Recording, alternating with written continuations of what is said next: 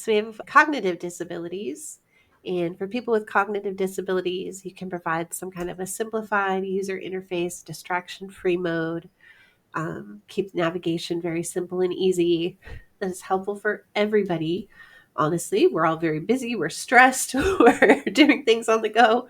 So these things are helpful for people with cognitive disabilities, but they're helpful for everybody at the pace we're living life these days. For people who have dyslexia or learning disabilities, being able to modify fonts and put them in a typeface that they might prefer is always really helpful.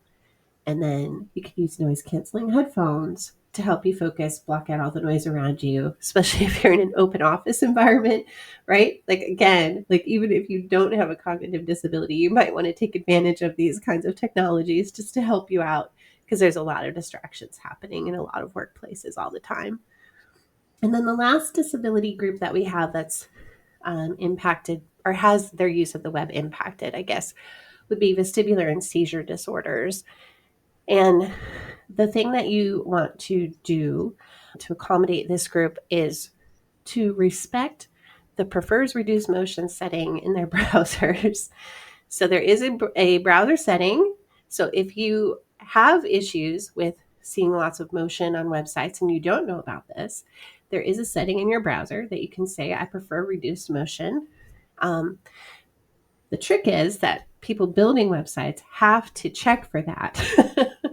So you have to build your website in a way that if you are going to build a CSS spinning animation, for example, you can use a media query to check to see if prefers reduced motion is enabled and then not do the animation. If that option is enabled, you can also check that option in JavaScript and make sure that you're not automatically playing videos, automatically playing different kinds of animations and movement on the pages if that preference is turned on in the browser. Because of course we can, by having lots of motion on a page, you can make somebody sick, you can make somebody physically ill.